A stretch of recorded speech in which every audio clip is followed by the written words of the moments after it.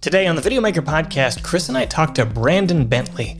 Brandon is a longtime friend of Chris's who happens to be a FPV drone enthusiast. So this is a really kind of a unique conversation for us. Normally we talk to people who are in the film and video industry. In this case, we're talking to a FPV drone enthusiast because we just got our hands on the new DJI FPV drone, it's just a different classification of drone, which is kind of outside of our area of expertise. FPV drones are flown by people who are racing or doing tricks or something. So we asked Brandon to join us to just sort of give us some insights about the FPV drone kind of market and how this drone kind of stacks up to, the kind of the DIY stuff that people are doing at home. Now, this drone specifically is not only a kind of a classic FPV drone, but also has a decent camera built in. So there is some crossover here. This is not a review by any means. Videomaker will have the full review up soon, but at the same time, it's a category which is new to us, and so we thought it would be worthwhile to talk to someone who really knew their stuff about this kind of category of product, so that Chris and I aren't just trying to jump in here into an area where we really don't have any experience. So if you have flown FPV drones, you'll have to excuse our ignorance, but hopefully Brandon makes up for any expertise that the two of us lack. As always, if you've been listening to the podcast and you enjoy it, we would love it if you went to, whatever app you use to get your podcast and hit the subscribe button.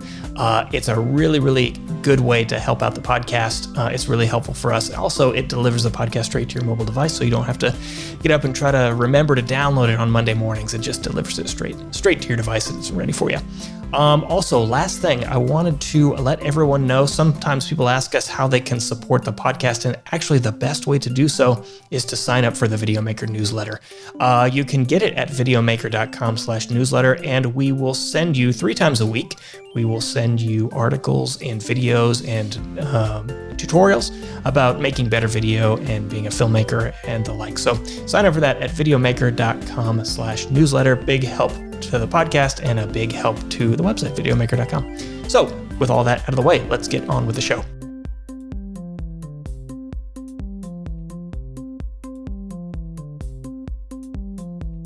Welcome to the Videomaker podcast. I'm Mike Wilhelm, and with me 2 rooms away is Chris Monlux. Hello.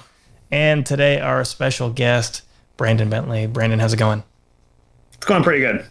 All right, so we're in a little bit of a unique situation. Today we're talking about a drone, and we're talking to Brandon, who is not a video person by trade, but is a drone enthusiast, and in a category that we're not too familiar with.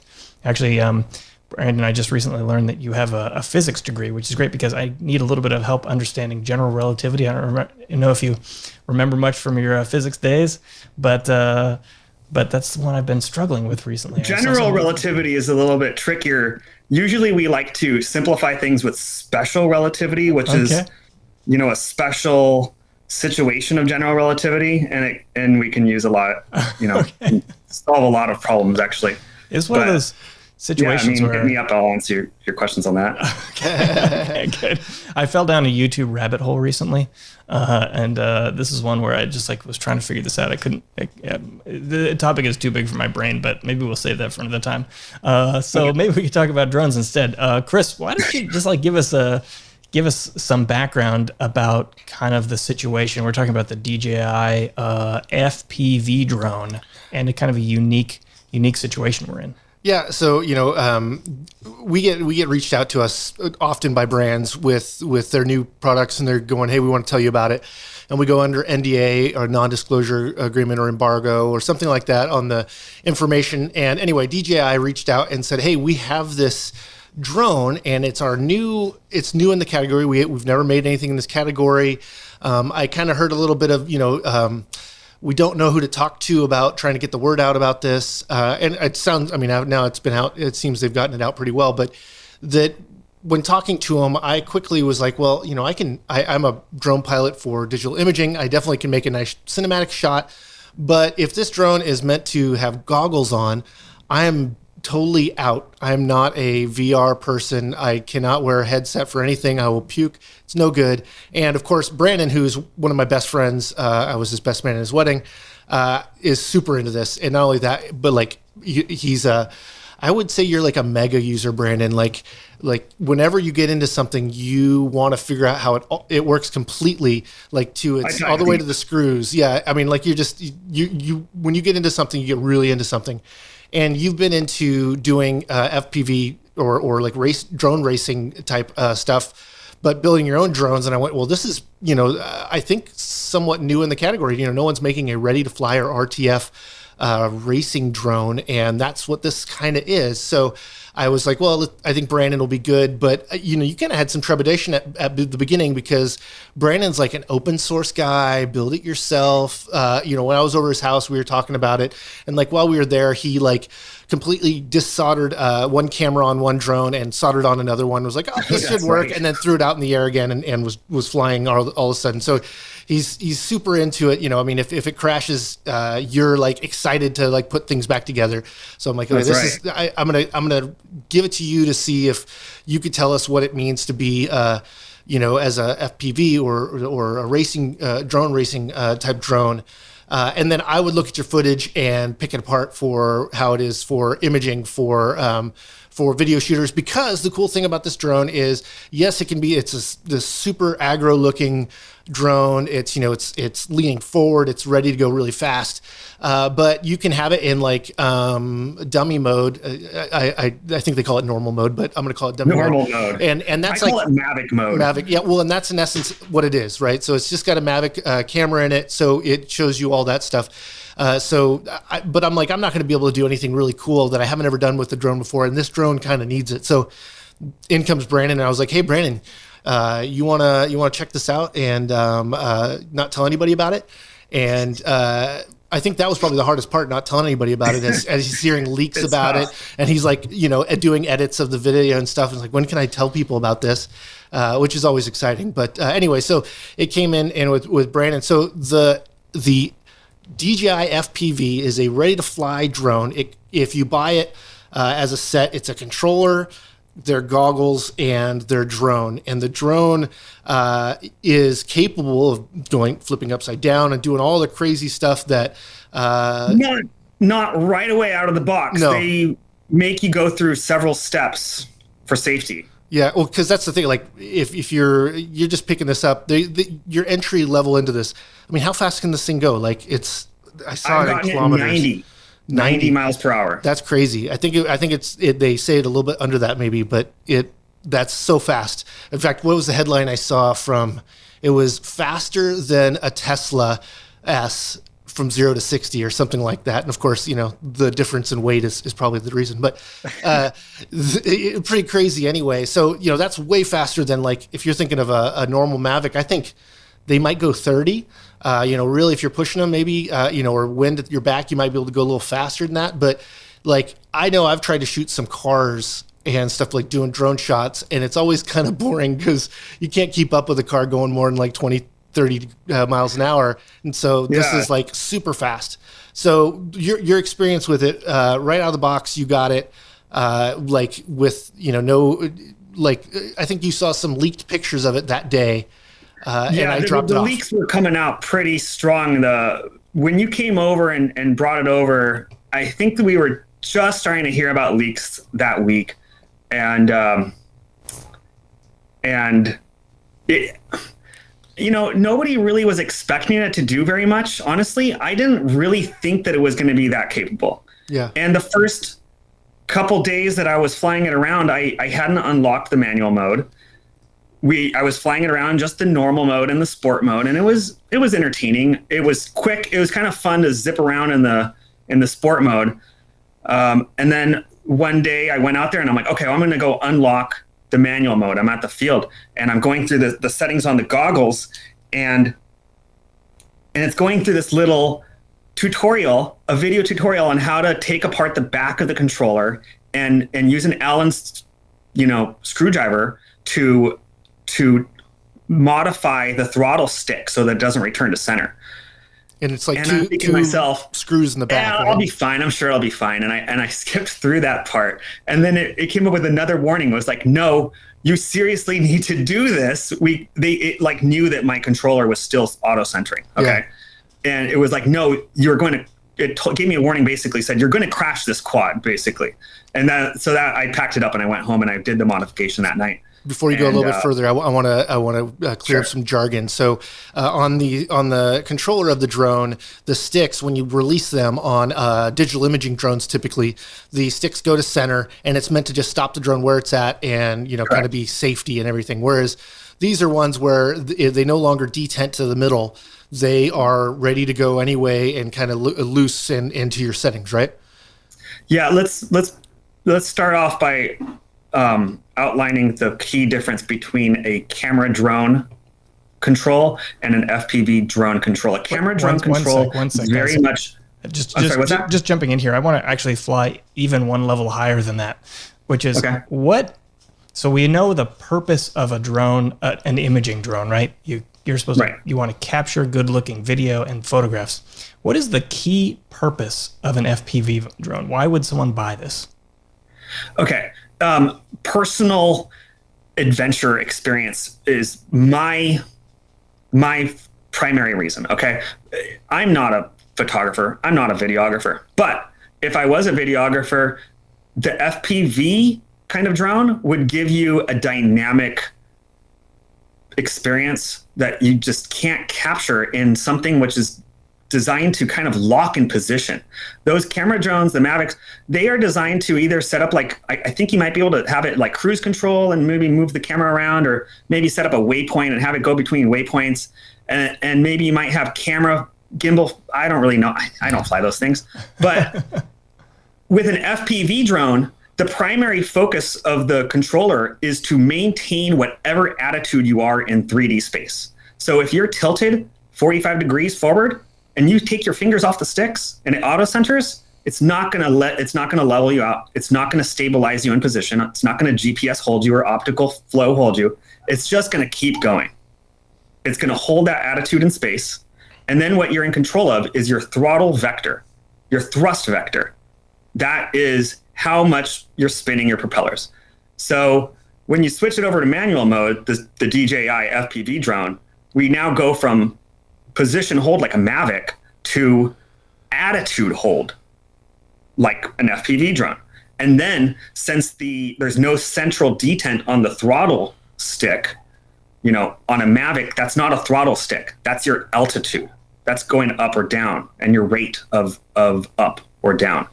And now that has turned into your throttle percentage from 0 to 100% motor command. So you are on the sticks in full control. It's a different experience.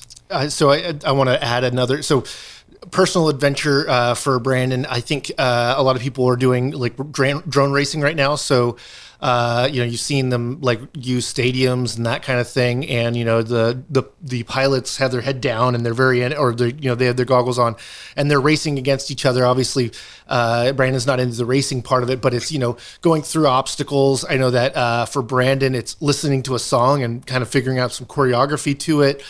So the flight is kind of going along with that kind of thing.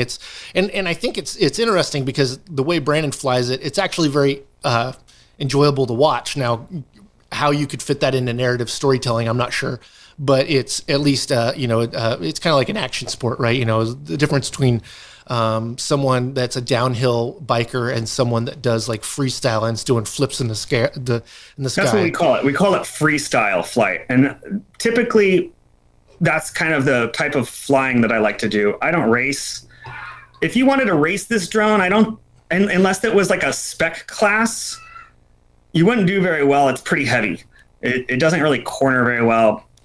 It is fairly capable at freestyling. Yep. It's not as good at freestyling as a traditional 5-inch. But I don't think you've seen the last few videos that I've done.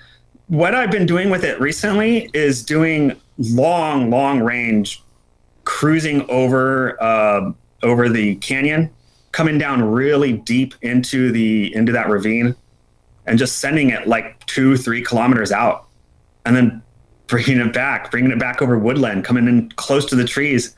That is a really fun, experience. It's like a bird flying. I think the big thing about it is the idea is that it's a entry level drone until you unlock it. And I think that most people, like me included, as soon as Brandon started talking about, you have to get into the back of the controller, I'm like, you have to do what? No. I don't want to have to like set this up, have to know. And I know for you have certain controls that you're used to and you can adapt it to that and all the rest. But we should get beyond this because I think it is a lot more interesting when we talk about the other parts of it.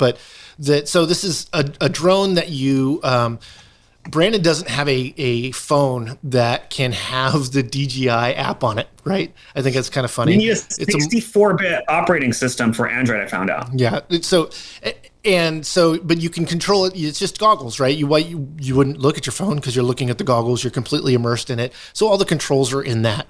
Now, because it moves so fast, it makes some sense. It shoots higher frame rates. I think it can do up to 120, I think, or something like that. It can record 120 for slow motion, and it can transmit up to 120 frames, I believe, to the goggles in smooth mode. Yeah. Now, the smooth mode would be like I think they used to call it low latency mode. The quality goes down slightly. Yeah. In exchange for the higher frame rate. So I typically fly in high quality mode. So I want to see the trees. So the idea here for us videographers that one, the camera it only shoots 60. There's no lower frame rate than 60, but that makes some sense because you're actually moving really fast. So if you're shooting at a 24, something like that, how fast you're moving compared to the ground, unless you're very high in altitude, is going to be really shuddery and it's going to be not enjoyable. And the higher frame rates, although I think to be able to do something cinematic and slow it down, the higher the frame rate is just going to be more smooth video.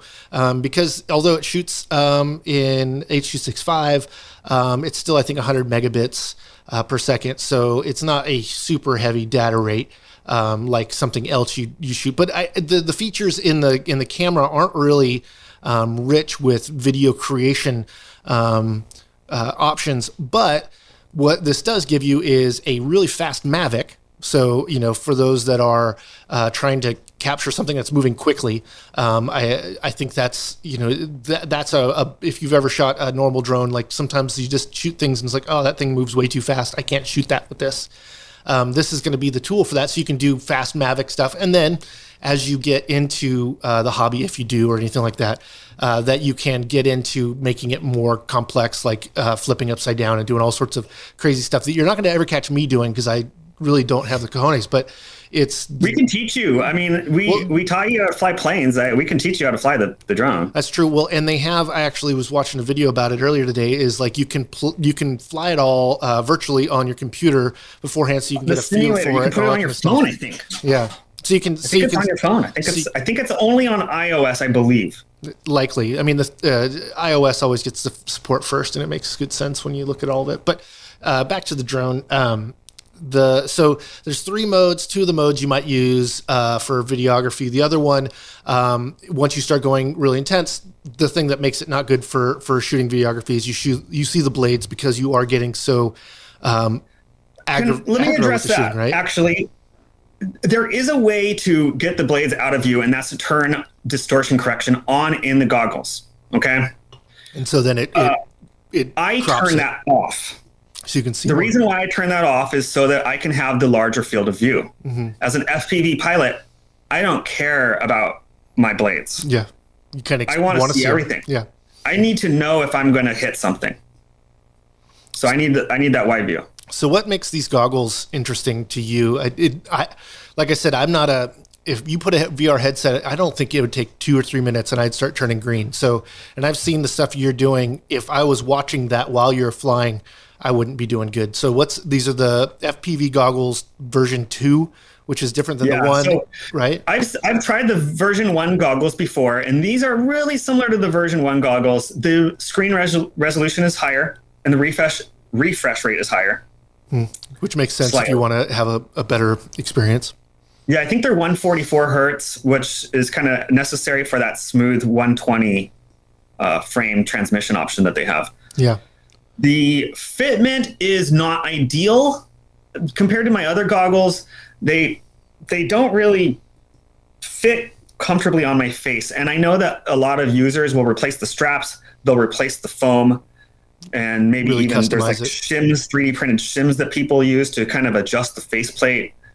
But it's one of those things that once you're looking at that digital HD, you kind of get so dazzled, you kind of just forget about, you know, the shortcomings of the fitment of the goggle.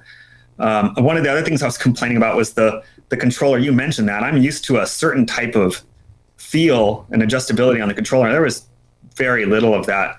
And I was planning on not liking it in flight. But again, once you're up there flying and you're looking through the goggles and the whole experience comes together, you're willing to forgive the fitment and the feel of the goggles and the stick. So one of the things that makes the Mavic series and, you know, a lot of the DJI drones, frankly, so compelling to regular video shooters is the sort of autonomy modes and collision detection and all the things that make them kind of idiot proof.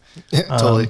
You know, you can send it up and not be an experienced drone pilot, and you can get some really fantastic cinematic looking footage.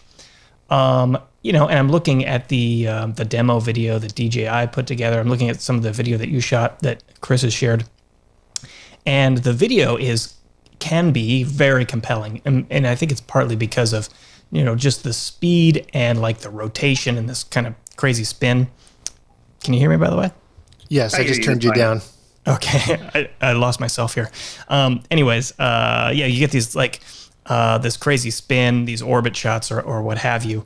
At the same time, I look at some of these and it looks like these shots can be pretty dangerous to get if you're talking about, you know, shooting video of people doing things.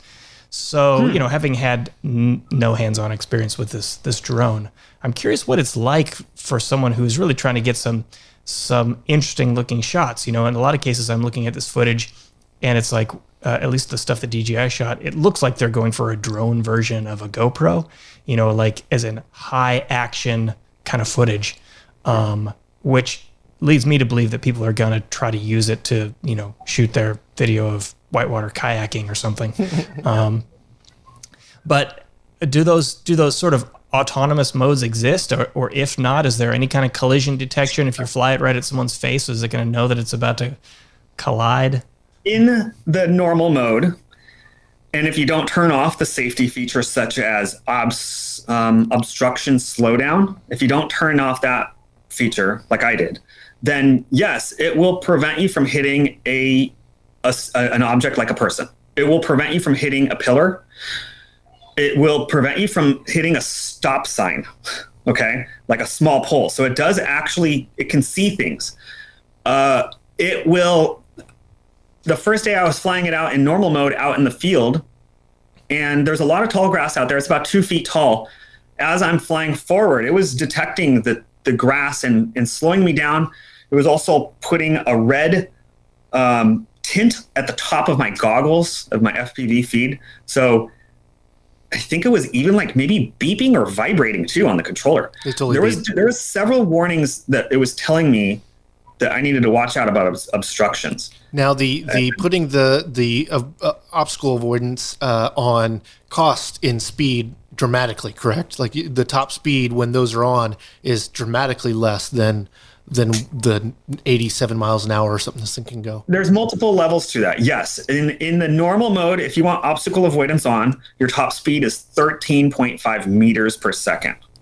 Okay, I just know that number because I see it all the time on the screen. Gotta look up the conversion on that one. Yeah, per hour, but it's 13.5 meters per second. What's that in miles an hour? I'll look it up here. All right.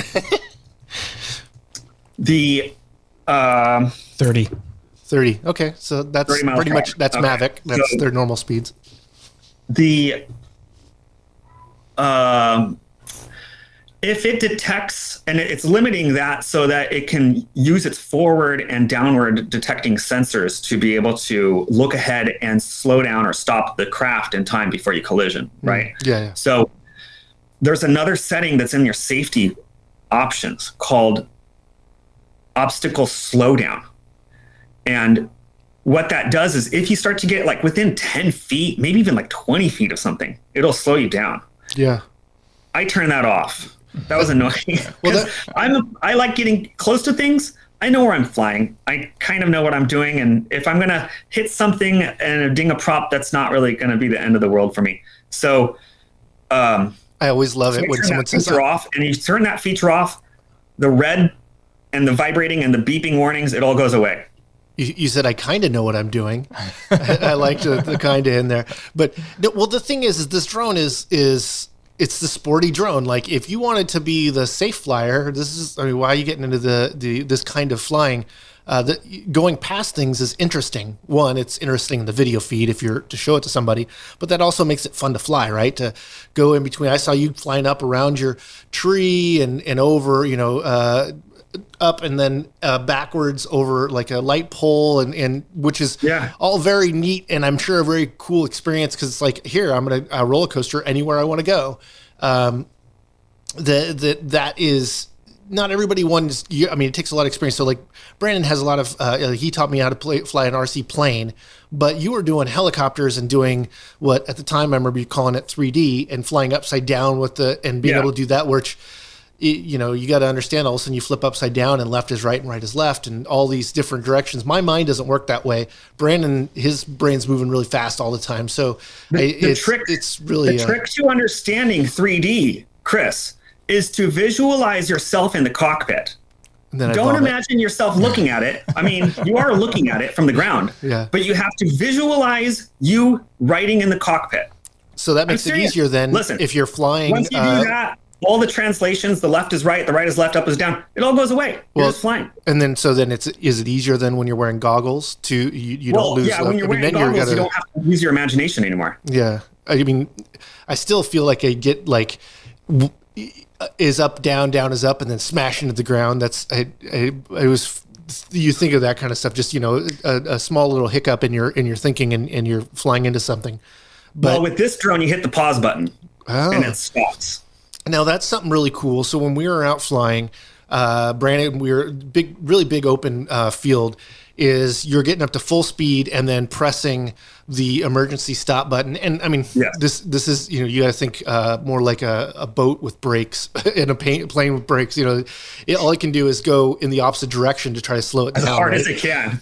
But it does it really well, and it was pretty impressive. And for something that's going 100 miles an hour to be able to stop it in 20-30 feet, that's pretty fantastic. Now, did we overshoot ourselves? I was trying to shoot it zoomed in on a camcorder, trying to track it, doing this thing. And all of a sudden he slowed down. I'm like, oh, where'd it go? I just have sky now. I can't follow this thing. It stops fast. It does. And so I think that's pretty neat. So one of the other things that really stood out when they're doing their presentation, I mean, that is different than, digital, your Mavics and other types of drones is, well, I mean, I can't generalize everyone, but I know for you, when it was helicopters, it was kind of fun to, like, I broke it. Cool. I got to figure out what I broke and I can buy all the parts, so I'll just fix it. That's great.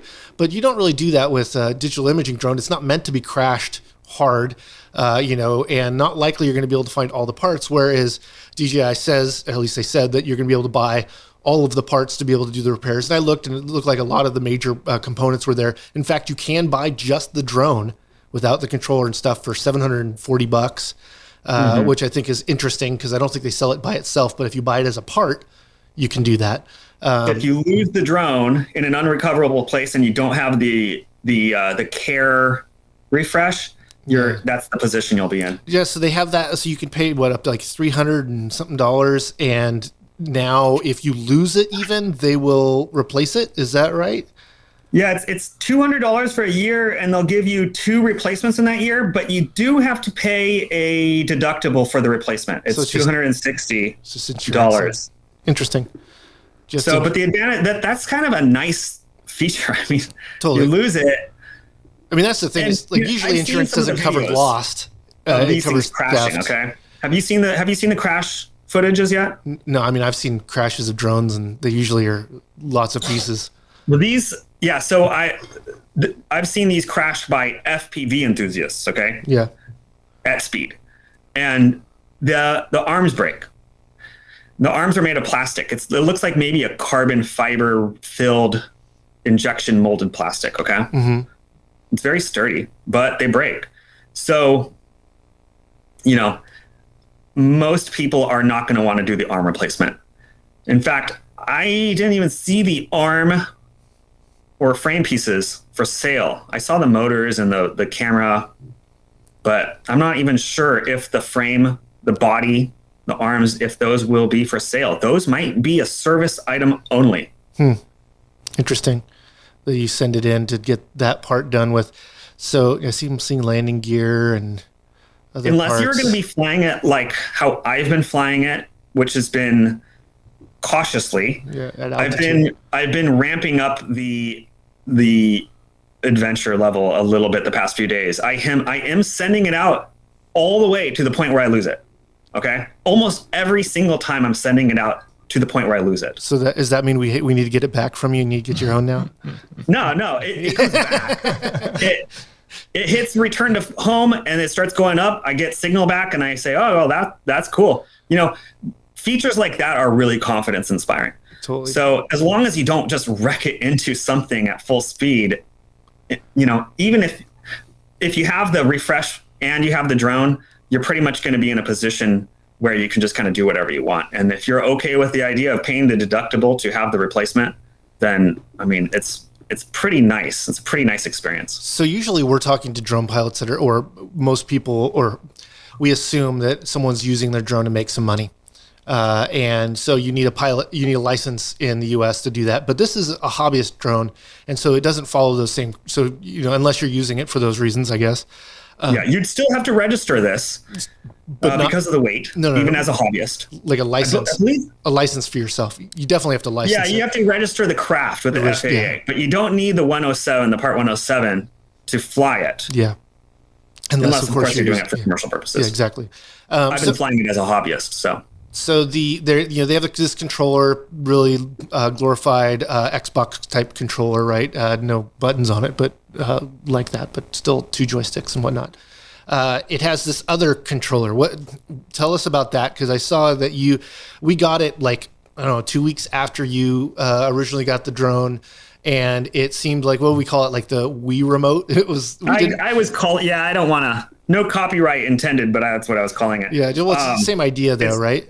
I've also been calling it the e-motion controller because I like to do that. So, but no, it's the motion. It's the motion controller, and it's a little bit. I didn't have high hopes for it. Actually, I've been pleasantly surprised by everything that has been coming out of this DJI FPV thing. Honestly, I didn't actually think that I was going to like it, but I do. So, what this motion controller does is, instead of having dual sticks, you now have, you're using the motion of your wrist. So you're just kind of like holding it in place, almost kind of like a gun or like a price scanner.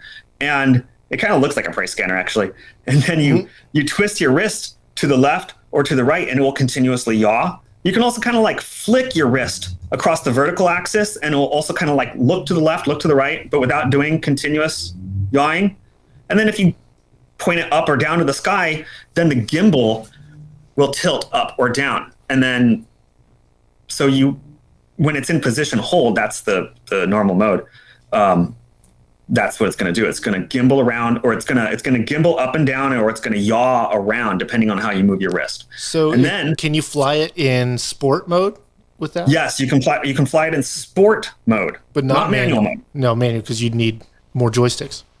Or better control. Yeah, you don't have your thrust vector with this, so I don't think they can make it work that way. But let's just talk about the modes that are available. So there's the trigger on it, and the trigger is the accelerate button, and it's basically point and shoot at that point. There's like a little heads up circle in the middle of your screen, and you just that's the direction it's going to go. You point your wrist so that circle is over whatever direction you want to end up being at. And then you just pull the trigger and it goes in that direction. It just does everything automatically to make it go there. So it's nice that it plays with the headset, so you're able to it's a hand-eye coordination. It's not just imagine where you want to go and go there. You're able to have indications in the goggles while you're using it. Yeah, that is. I haven't really thought about that. It is kind of cool. In fact, it's so intuitive. I forget about how frustrating it might be for some people to use the sticks to fly FPV. I'm just so familiar with it that it's like second nature. But I think you know how that goes with certain skills that you just develop over time. It just becomes like riding a bike. So, but the motion controller completely gets over that hurdle. I mean, nobody taught me how to fly the motion controller. It's completely new to me, and I picked it up very easily. I'm pretty sure that I could have anybody do it. Like a child could probably do it.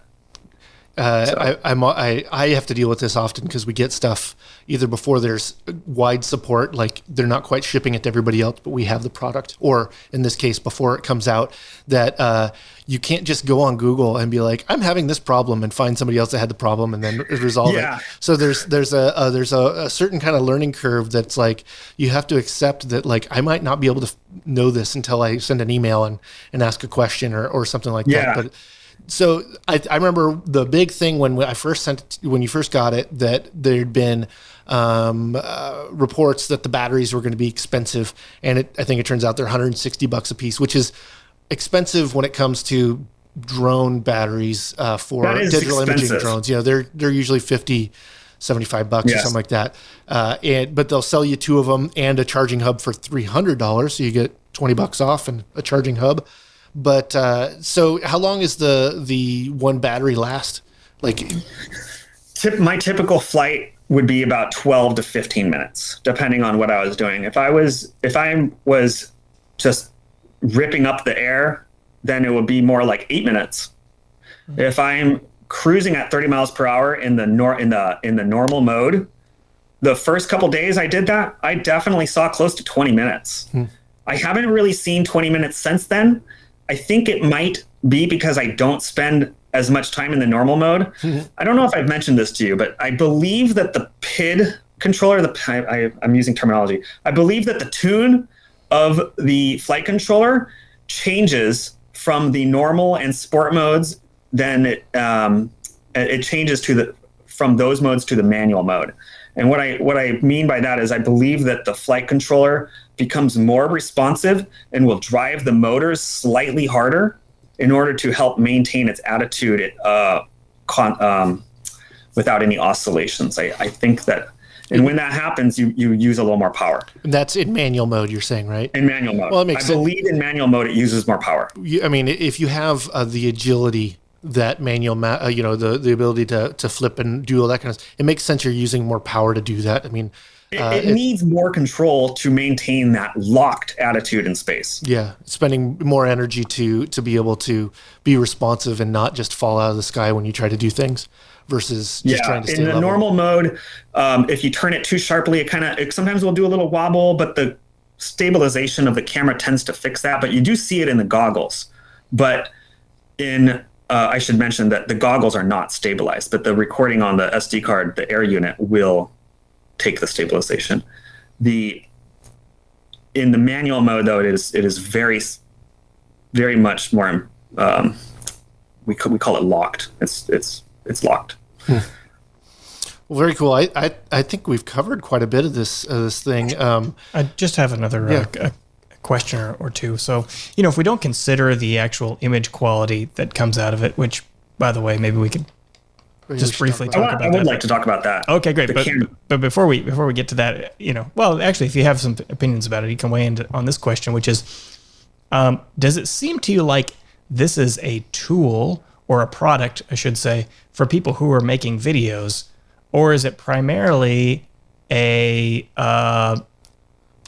consumer product for people who want to get into doing tricks with a quadcopter or flying for fun? If the lighting is good, you can use this for production. I think I would consider this like a prosumer grade product. It's kind of riding the line between a toy and something you could use for business. You could use this. You could use it for taking pictures of farmland, video of real estate. You can use it for diving down the canyon, the cliff. That's what I've been doing. I went over to the disc golf course and I dive down that cliff, and then I fall down the woodland and I just go down into the cut over bear hole and then just ride that up all the way until I lose signal, like that. There is, I think, production value for that if you know what to do with it. I'm not a video guy. I don't really know what to do. I don't know how to put the story together. That's something Chris knows how to do. I've seen the footage, and outside of being auto exposure, and I'm sure that likely there's going to be settings to manually expose as well. But, as you're pointing up to the bright sky and then flipping over to the dark ground, the contrast makes it bloom to try to make up with the exposure. Surely your flights at night, which it has lots of LEDs, you can see it. And I think it's kind of crazy that you feel comfortable flying at night. The night camera. But let me talk about that. Hold on a second. I flew it again last night on the motion controller, and I wanted to go through the settings to see if I can boost my clarity in the FPV feed at night. And I just couldn't. I went through all the settings. I just fiddled with everything. I could not get to brighter than auto. Auto is the brightest. So I went ahead and flew it around in that. And you can do that, but you're not going to be able to see trees. Yeah. I don't think that flying at night is really advisable for most. Stuff I can see at night. And it's because you're willing to put the gain to the camera enough to be able to see, but surely the image quality is affected dramatically by the lack of light.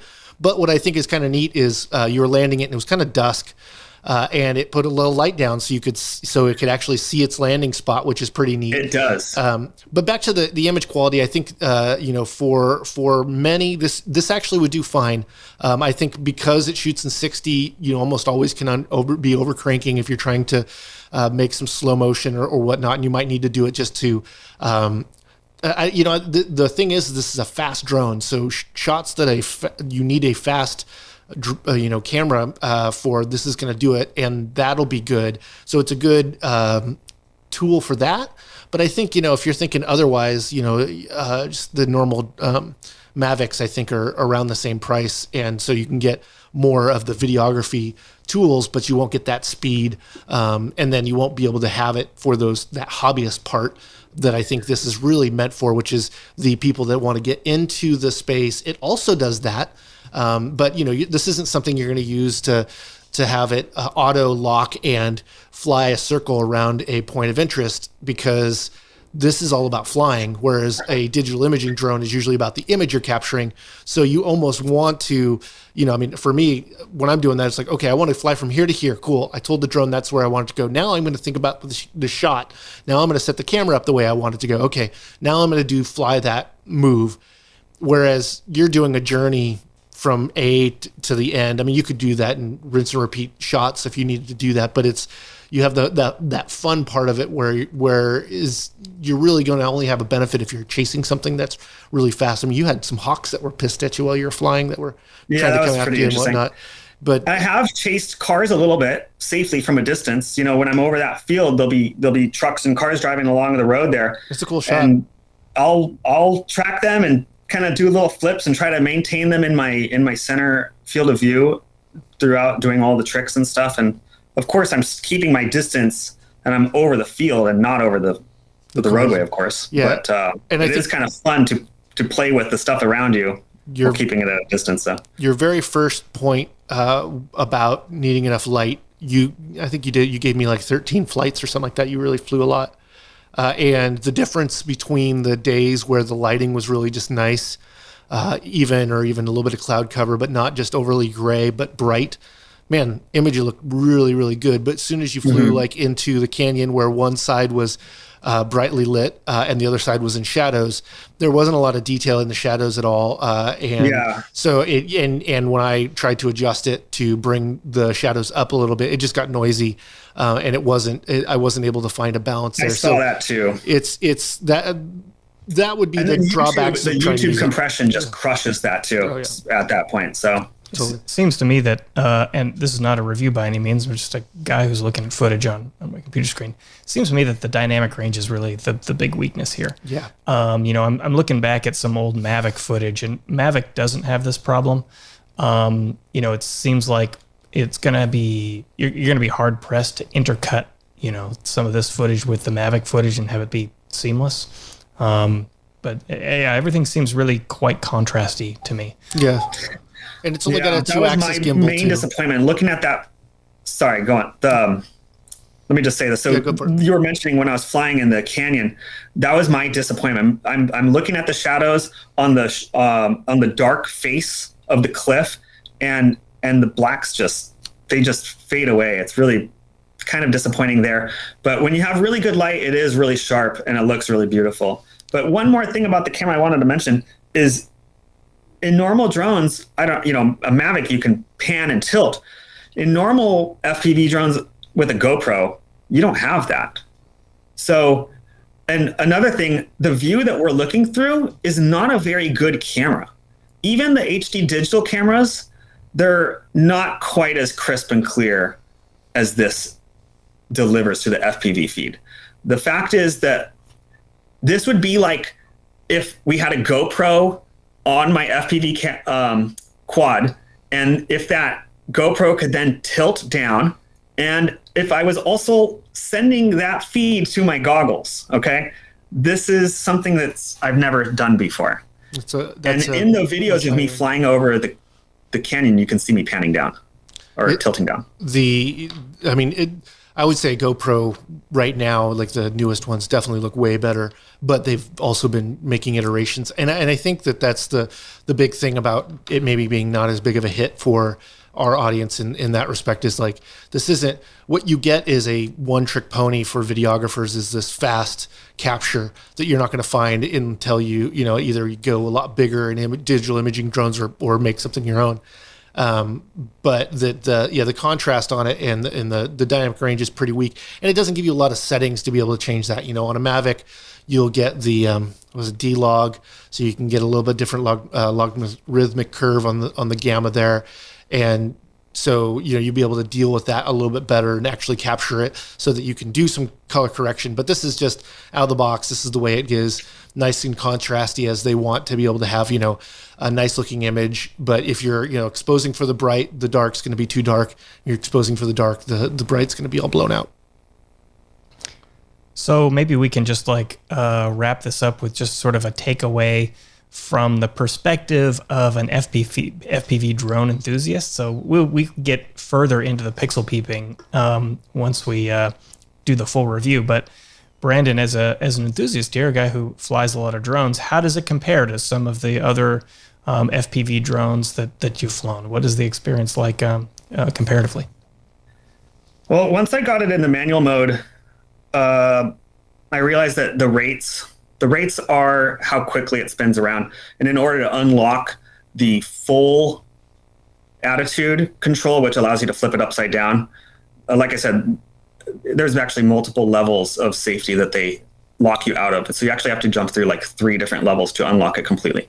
So once I got it completely unlocked, I realized that the rates system, the rate parameters, were exactly like how I'm used to on my other quads. So I literally just carbon copied my rates right over there, and it blew me away that it just flew like one of my small quads. All right. We're talking really small, like you're what is it, 5 inches across from I'm looking over at my desk over here, and I have a 3-inch quad. I don't think you saw me flying that one, but you saw me flying that small little, I call it a toothpick in the front yard that I was fixing that day. It flew like that. Okay. But it flew like just a big version of that. And that was really surprising to me. So I realized right away that I needed to use something that was more cinematic and not so fast. So I went in and I was able to dial down the rates to make it so that it's not quite so responsive to my stick. And this is all very familiar to an FPV pilot. This was like 100% a one-to-one transition going from my other flight control software to this. So that was really, really relieving.